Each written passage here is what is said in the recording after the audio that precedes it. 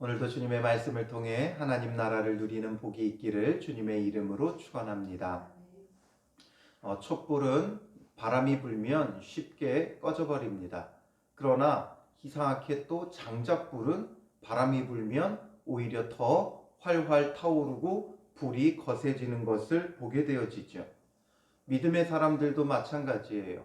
하나님의 택한 사람들은 그 속에 하나님께서 성령의 불을 주시기 때문에 거센 바람과 같은 환경에 막상 닥치면 넘어지고 쓰러지고 좌절하는 것이 아니라 그 성령의 불길이 더 활활 타오르면서 주님 앞에서 고난과 시련을 통해 더욱 성숙하고 위기를 기회로 삼아 하나님의 축복의 길을 걷게 되어지는 것이죠. 오늘 본문은 모세의 출생을 우리에게 보여주고 있는데, 이제 이스라엘 백성을 애굽에서 데리고 나올 참된 지도자를 하나님께서 세우시기 위해 이 모세를 이 땅에 보내는데, 모세가 태어나는 그 상황은 정말 평안하고 평탄할 때가 아니었어요. 애굽의 왕 바로가 이스라엘 백성을 선대할 때 평안 가운데 태어난 것이 아니라 요셉을 알지 못하는 왕이 서고 이 투투모스 1세가 이 이스라엘 민족을 경계하고 두려워하면서 그들을 학대하고 말살하려는 정책을 펼치는 가운데 태어나게 되어지는 것이죠. 처음에는 노역으로 그들을 멸하려 했으나 학대를 받을수록 더욱 번성하였고, 그래서 이제는 산파들을 불러다가 아들을 낳으면 다 죽여라. 그러니까 아마도 이제 아이를 받으면서 남자아이면 필요한 조치를 하지 않아서 아이가 죽도록 만들려고 했던 것이죠. 그러나 이 여인들이, 이 산파들이 하나님을 두려워하고 경외한 까닭에 아이들을 살리게 되어져요. 그러니까 마지막으로 1장 22절에 어떤 조치를 내리면서 2장으로 넘어왔어요. 바로가 그의 모든 백성에게 명령하여 이르되 아들이 태어나거든 너희는 그를 나일강에 던지고 딸이거든 살려두라, 이런 명령을 내리게 되어지죠. 그런 가운데 이제 2장으로 넘어와서 레위 가족 중 한 사람이 가서 레위 여자에게 장가들어라고 말하고 있어요. 그러니까 레위인들 가운데 결혼을 하게 되어진 거죠. 여기서는 이름을 침묵하고 있지만 출애굽기 6장에 가보면 이 모세의 족보가 기록되어져 있어요. 출애굽기 6장 20절에 보면 이 레위 가족 중 한 사람이라고 표현한 남자, 그러니까 모세의 아버지는 아므람이었고 그가 장가든 레위 여자는 요게벳이었어요. 그런데 이제 이 둘이 결혼해서 여자가 임신하여 아들을 낳게 되어지죠. 이 아들이 바로 모세예요. 그리고 이제 아들을 낳았기 때문에 바로의 명령대로 나일강에 던져야 하지만 그 어머니가 보니까 그가 잘생긴 것을 보고, 이렇게 기록되어져 있어요. 잘생겼다라는 건 외형적으로만 잘생겼다 이게 아니에요. 히브리 말로는 토브, 좋다, 선하다, 이런 뜻이죠. 이 아이가 아주 특별하다는 것이 어머니의 눈에 보이게 되어지는 것이죠. 그러나 잘 생각해 보면 모세만 특별했겠어요? 우리가 그런 말을 하죠. 부모의 눈에는 자기 자녀는 천재인 줄 안다고. 아이들이 너무 예쁘고 사랑스러우니까 뭐만 조금만 잘해도 얘가 여기 아주 특출난 천재라고 생각을 하게 되어져요. 모든 부모의 눈에는 자녀가 특별하고 선하고 아름답고 잘생기고 너무나 좋기 마련이죠. 그러니까 뭔가 모세만 어떤 아주 특출난, 물론 그 어머니가 모세에게서 어떤 특별함을 보았을 수도 있겠지만 정말 모든 자녀는 귀한 거예요. 그러니까 이 어머니가 어떻게 이 정말 자기의 그 아이를, 내 생명보다 귀한 아기를 어떻게 나일강에 던질 수 있겠어요. 그러니까 아마도 이 시대에는 대부분 남자아이를 낳으면 감추고 숨겼을 거예요. 그러다가 이것이 발각되고 어쩔 수 없는 경우에만 던져지지 않았겠느냐. 또 어떤 경우에는 여자아이로 숨기며 키우기도 하고 이런 일들이 많이 벌어졌을 거예요. 그 가운데 이 요게벳은 자기 아들을 쉽게 던질 수가 없는 거죠. 그래서 석 달 동안을 아기를 숨겨요. 그러나 이제 더 이상 숨길 수 없게 되니까 어떻게 합니까? 그를 위하여 갈대 상자를 가져다가 역청과 나무 진을 칠하고, 이 역청과 나무 진을 칠한다, 이것을 보면 우리에게 떠오르는 장면이 하나 있죠. 그게 바로 뭐예요? 바로 노아의 방주예요. 노아의 방주도 역청과 나무 진을 칠했고, 지금 갈대 상자라고 했지만 방주도 마찬가지예요. 방주도 우리는 너무 배의 개념을 갖죠. 그러나 방주도 엄밀히 말하면 큰 나무 상자인 거예요. 상자. 왜냐하면 그 어떤 추진력을 갖고 있지 않아요. 그 어떤 방향을 어떻게 조정하거나 조향할 수 있는 그런 시설이, 기구가 하나도 없어요. 방주도 역시 그냥 물에 띄우면 물이 흐르는 대로 흘러갈 수밖에 없는 게 방주죠. 그러니까 지금 이 갈대 상자도 그 방주와 같아요. 그래서 상자를 만들고 역청과 나무 진을 칠해서 방수만 했던 거죠. 물이 들어오지 않도록. 그리고 아기를 거기 담아 나일 강가 갈대 사이에 두고 그의 누이가 어떻게 되는지를 알려고 멀리 섰더니, 그의 누이도 역시 누구예요? 미리암이죠. 미리암이 이제 그게 어떻게 되는지를 보려고 멀리 서서 그걸 지켜보고 있었던 거예요. 그때 어떤 일이 벌어져요?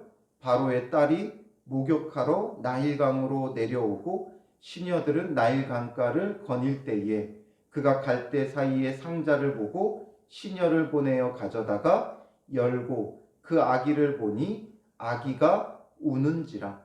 그가 그를 불쌍히 여겨 이르되 이는 히브리 사람의 아기로다 말하죠.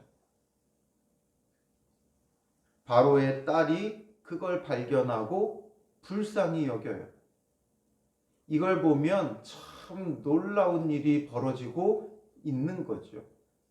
사실상 두려움 속에 아기를 감췄어요. 그러나 내가 감춘다고 그 아기가 감춰집니까? 안 감춰져요. 내가 아기를 살리려고 해도, 아무리 살리려고 해도 살리지 못했어요. 그런데 이 아이를 갈대 상자에 놓고 내 손에서 떠나보냈다라는 거죠. 이게 무엇을 의미합니까? 이제는 하나님께 맡기는 거예요. 오늘 우리는 내 힘으로 무언가를 해보려고, 자녀를 지켜보려고, 아니면 내게 벌어진 일들을 해결해 보려고 내 손에 움켜쥐고 어떻게 하려고 하지만 결국 내 손에 움켜쥐고 우리가 해결할 수 있는 건 없죠. 움켜쥐고 해결할 수 있는 건 정말 간단한 일들 뿐이에요. 정말 중차대한 문제는 내가 내 손에 쥐고 해결할 수 없다라는 거죠. 그리고 궁극적으로 우리의 죄의 문제까지 우리가 움켜쥐고 해결할 수 있는 것은 아무것도 없어요. 오히려 주님의 손에 맡겨야 하는 거죠. 이 아기를 주님의 손에 맡겨야 돼요. 갈대 상자에 아기를 담아 주님의 손에 맡길 때 이 갈대 상자가 나일강에서부터 그 아기를 구원해주는 구원의 방주가 되는 거죠. 그리고 노아의 방주도 그 큰 비를 하나님이 내리실 때 그 비에서 살아날 자는 없어요. 방주에 탔으니까 살았다? 아니에요.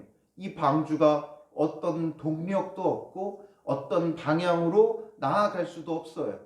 정말 모험이에요. 방주를 탄다는 건. 그 방주를 탄다는 건 하나님의 손에 모든 걸 맡기는 거죠. 그래서 물살이 휘몰아치는 대로 이 방주는 이리저리 떠돌 수밖에 없어요. 그런데 마침내 그 방주가 어디에 이르게 돼요? 아라랏산에 이르게 되어지고 물이 감해지면서 이제 다시금 나와 새 하늘과 새 땅을 노아와 그의 가족들, 방주에 탄 동물들이 누리게 되어지는 것이죠. 그러니 이 갈대 상자에 넣어 지금 요게벳은 하나님의 손에 이 아기를 내어주고 맡기고 있다는 거죠. 그러니 이 갈대 상자가 이 아기에게는 오히려 구원의 방주가 돼요. 우리가 보기에는 버려지는 것 같고 이제 죽을 수밖에 없는 것 같지만 오히려 이 갈대 상자가 구원의 방주가 되어 바로의 딸에게로 이르게 되어지죠. 성경에는 바로의 딸이라고만 기록되어 있지만 역사의 기록들을 보면 이 바로의 딸은 하셉수트라는 여인이에요. 이 하셉수트는 투트모스 1세의 무남 동녀예요. 딸 하나밖에 없었어요. 아들이 없었어요. 그러니까 지금 왕이 서열 계승 1위가 이 하셉수트였어요.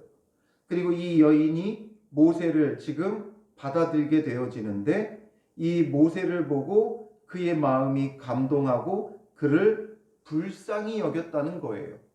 역사의 기록을 보면 이 하셉수트라는 여인은 사랑이 많고 이런 여인이 아니었어요.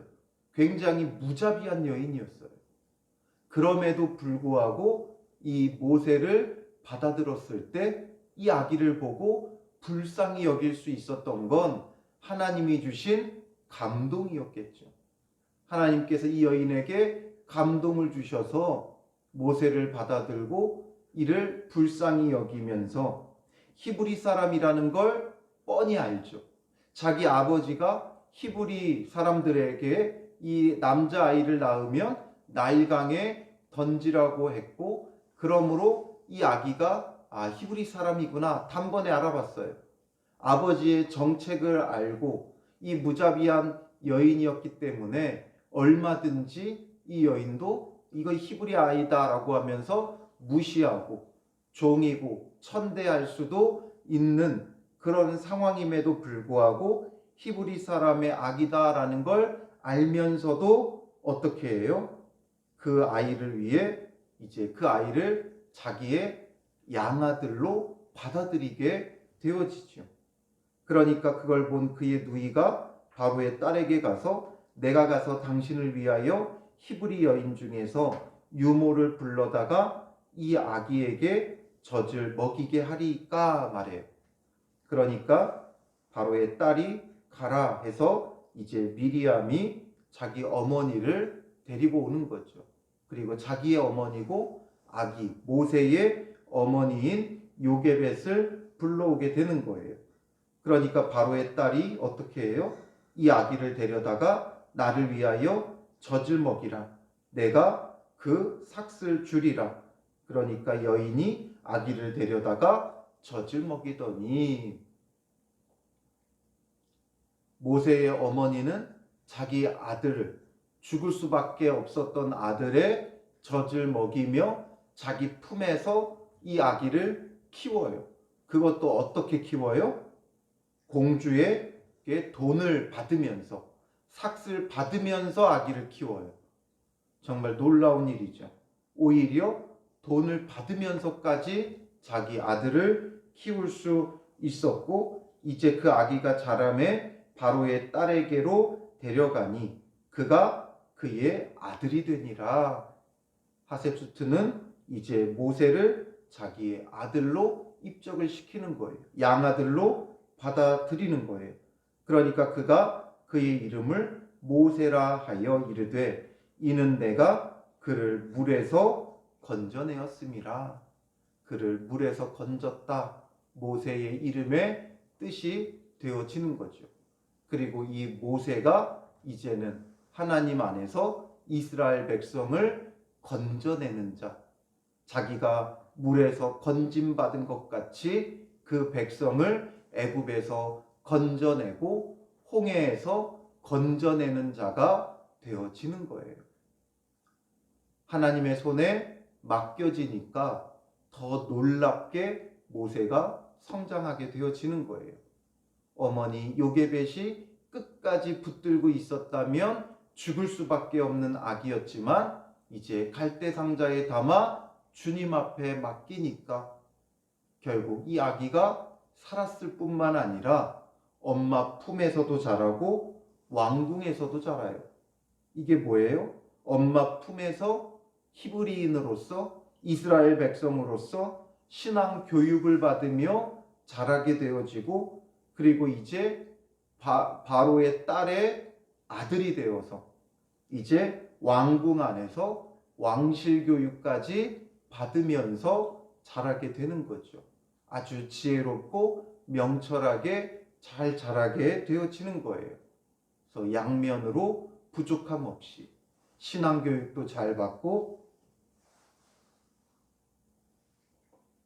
그리고 지혜롭게 또 세상의 교육도 잘 받고 그러면서 지금 이스라엘 백성을 구원해낼 지도자로 준비되어지는 시간을 겪게 되어지는 것이죠. 이게 바로 주님의 방식이에요.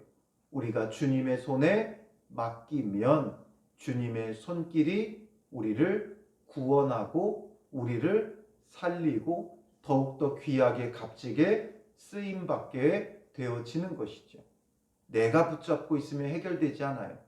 그러나 예수 그리스도의 손에 맡기면 갈대 상자에 맡긴다는 건 구원의 방주가 되시는 예수 그리스도께 맡기는 것이고 하나님께 내어 드리는 거예요.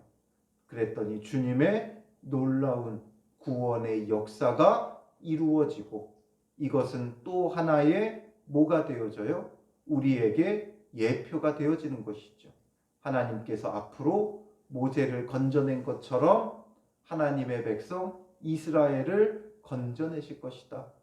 이스라엘을 건져낸다는 건 오늘 하나님의 백성이 된 우리를 건져내실 것이다 라는 것을 보여주는 하나의 예표가 되어지는 것이고 이와 같이 오늘 우리도 주님께 맡겨지고 주님께 드려지면 우리를 건지시며 구원하시는 하나님의 은혜가 있는 것이죠.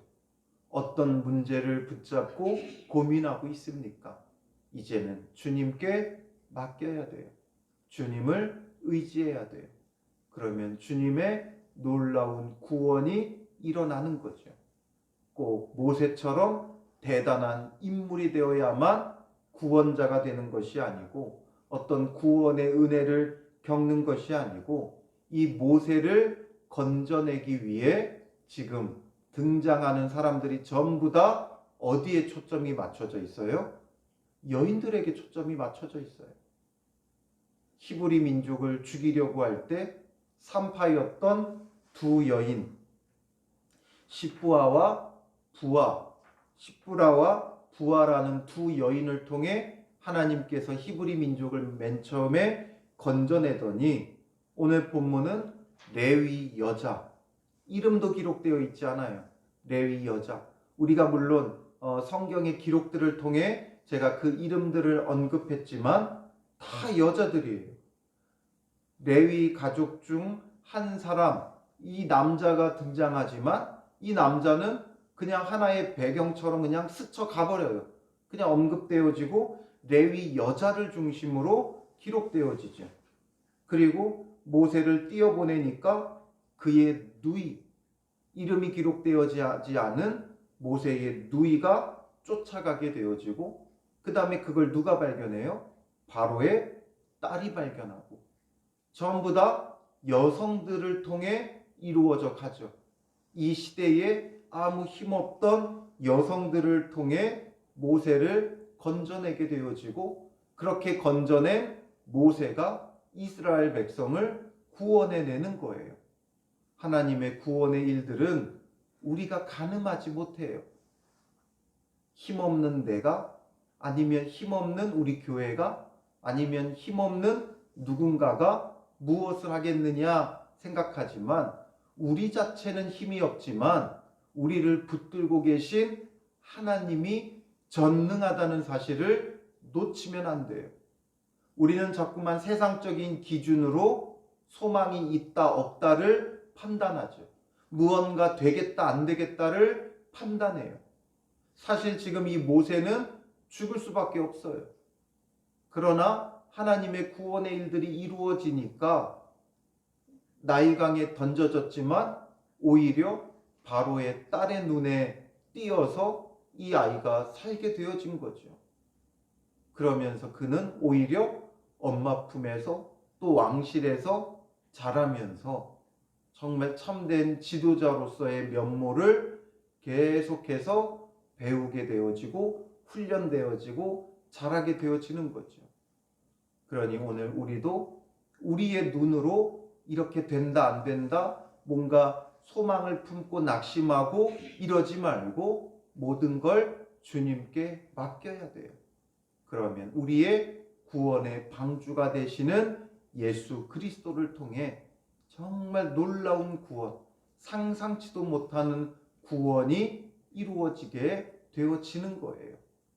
그러므로 오늘 하나님의 구원의 일들을 우리가 바라보며 이제 우리가 붙잡고 있었던 문제들 주님께 내어놓아야 돼요. 우리가 붙잡고 있었던 자녀에 대한 그 문제들을 주님께 내어놓아야 돼요. 우리가 직면한 가정의 문제를, 교회의 문제를, 이 나라 이 민족의 문제를, 또 세계와 열방 가운데 지금 벌어지고 있는 일들을 주님께 내어 맡기며 기도해야 되어지는 거죠.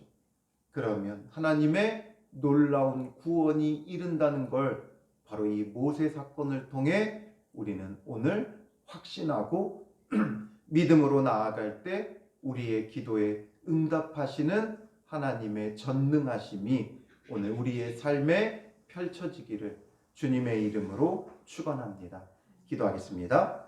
살아계신 아버지 하나님, 하나님의 구원의 일들이 얼마나 신묘막측한지 우리의 생각으로는 다 헤아릴 수 없음을 다시금 깨닫습니다. 죽을 수밖에 없었던 한 아기를 주님께서 건져내시고 구원하셔서 이스라엘 백성의 구원자의 역할을 맡기시는 그 준비를 시키는 것을 보게 되어집니다. 주님의 손에 붙들릴 때, 주님의 손에 맡길 때 전능하신 하나님의 구원이 임하는 것을 우리가 보았사오니 오늘 우리로 하여금 우리가 당면에 있는 문제들, 우리의 가정의 문제들, 자녀의 문제들, 교회의 문제들, 일터의 문제들, 이 나라 이 민족의 문제들, 세계와 열방 가운데 벌어지고 있는 문제들, 우리가 움켜진다고 아무것도 할 수 없음을 깨닫게 하시고 오직 주님의 손에 맡기게 하여 주시옵소서. 우리의 구원의 방주가 되시는 예수 그리스도가 있사오니 구원의 방주에 올라타 모든 것을 주님께 내어 맡기게 하옵소서. 또한 무엇보다 우리가 어찌할 수 없는 우리의 죄의 문제, 죄로 인하여 하나님과 분리되어 고통받고 있는 우리의 인생을 주님께 내어 맡기게 하여 주시옵소서.